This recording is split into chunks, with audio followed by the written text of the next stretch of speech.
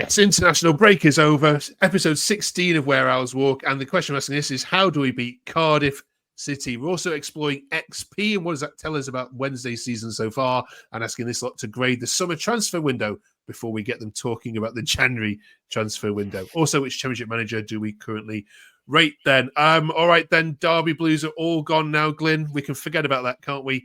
Have you got over it now? Absolutely not. No, not till March. Okay. All right then. We're looking ahead to Cardiff City. At this present time, they haven't made a decision on their manager, but they had a mini resurgence and then they just lost 2 on the bounce. So, Matt, this is a formality home win, isn't it? You say that, Mark. I hate it when he says that. It's again, to me, I think because of the nature of who Sheffield Wednesday are, and I think the one thing that, I mean, we've spoke about it before, the one thing that you will get from Sheffield Wednesday this year, and the one thing that you can predict is that it'll be unpredictable. In the sense that, and I'm not trying to be purposely obtuse or anything there, Mark. It's the case of, I think up until the run just before the international break, we'd gone on a run of, I think, 12 games where every single one had followed the trend of win, draw, loss, win, draw, loss, win, draw, loss. So ultimately, I would hope that the players have come back refreshed, because I think Danny mentioned it in his post-match interview after the derby, where he said players, coaching staff are tired. There's been a lot of work that's gone in. We've done tactical shifts. We've had to rejig kind of like players. We've got players who are working at their absolute maximum because of the level of quality within the squad, and they're having to do it repeatedly week on week, and we're having to send players deeper into games than I think arguably we would like. Is it a formality? No, because again, Cardiff may all of a sudden go on another mini resurgence. I think they're, again, off the pitch and on the pitch, 2 fairly evenly matched teams in terms of quality. At home, would I expect us to go for the jugular and try and kind of like, again, when I say go for the jugular, I mean give them the ball and sit behind it and break on them, because that's how we are most effective. But yes, I would anticipate that we go out there and do create a more positive performance than say, for argument's sake, what we saw in the derby game. And that's not to say that it wasn't a positive performance, but actually it will be a bit more free flowing because there's a lot less on the game. I would like to see us go and put in a performance and again get that reaction again.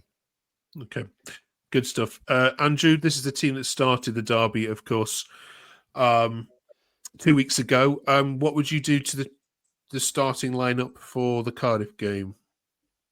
Well, definitely replace Ugbo with Smith to start off with. Get Ugbo on the bench. The rest of the side, Johnson's fit. He's got to play. He's got to be in there. Defence, hopefully, can deliver. I probably might just keep it as it is. Otherwise, it's only Ugbo for Smith that I can see at the moment to start off with. But what I would say is that we are due to give somebody a hiding very soon. We are due to do this. Somebody's going to start scoring goals, and maybe quite a few of them. We did get 4 against Plymouth and we got 3 against West Brom. And I'm happy to remember days gone by. 1974, 50 years ago, I was there in March. We beat Cardiff 5-0 at Hillsborough.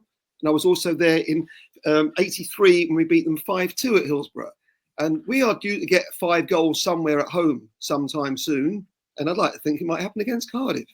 We got the players that are capable of scoring goals. They've got to believe. Windass, Smith, and Ugbo himself, they can score goals. We've got 5 at Grimsby in the League Cup away, but that's a different match. But no, we can do this and do it in style. So I'm very hopeful. Okay. Cheers, Andrew. Glyn, we're also talking about XP this week. We've heard of XG, but Opta have put out some XP, which is, of course, the expected points total when you take in account XG for both teams in all your games so far up to the derby this weekend. When you look at XP, we have Sheffield Wednesday pretty much in the same position where you are now, with a very small actually improvement. So you actually have underperformed. So you actually have overperformed where you should be with an additional 2 points. Does that match kind of what you were expecting in games, that actually you have done better than what your XG from the other teams suggests?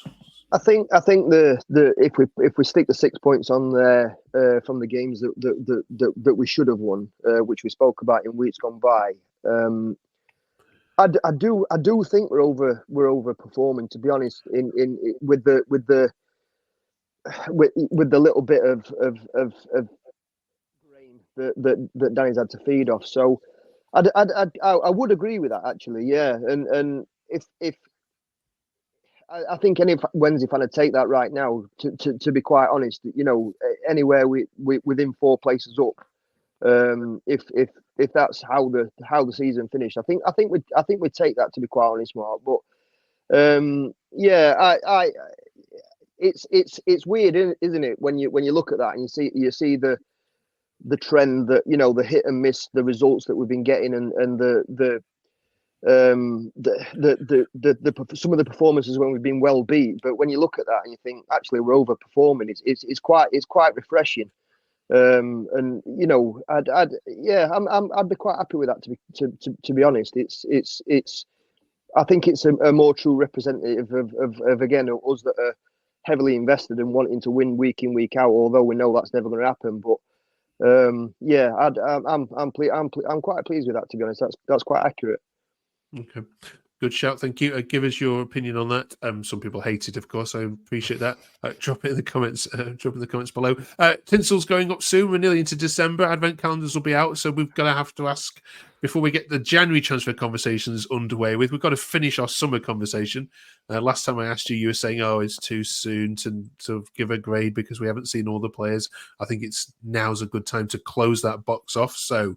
I think you were all pretty positive. I think around the 6 or 7 mark last time. Out of 10, finally, very quickly. Matt, how good was the summer transfer recruitment for Sheffield Wednesday? Considering what the club have had to work with, and I mean that I'm separating club and chairman here, considering what the club and have had the opportunity to work with. Yeah, you have to separate the two. I would still grade it at where I did, which I think was again that mark of a 6 or a 7. Yeah. Like I would probably give it a 6, just because again, ultimately, it's a sad reality of where football is at. The more money that you have to spend either on transfer fees or wages, the better your squad is. And that's simply, we are one of the lowest budgets in the league and we're overperforming as every metric shows at the minute. Brilliant. Andrew? Yeah, similar score. It's not been as good as it should have been. Some of the players have underperformed, sadly, so far at times, but we've been a bit of a Jekyll and Hyde outfit. We are capable of beating anybody in that league, and we could easily be on far more points than we are right now if we'd had better decisions by the referees. Say, robbed against QPR, Luton as well as another game. There's games we should easily be in the 21, 22 point mark right now. That's where we should be. Glenn? I'd drop it. I think I said a 7. I think I'd drop it at 6. 6 or a 5. We did say is Ugbo going to be the man that gets us goals, and I don't think any of us were sure. And it's proving that unfortunately at the minute he isn't. I'd like to see him. If he was sat here and he'd scored 4 goals, 5 goals, over the course of the season, I think we'd all have improved the score a little bit. I think if we'd have got the 6 points from the games that we should have won, and a point maybe at Bramall Lane, I think we've all up to scores maybe 7, possibly 8. But no, yeah, I'm around the 6 mark, I think.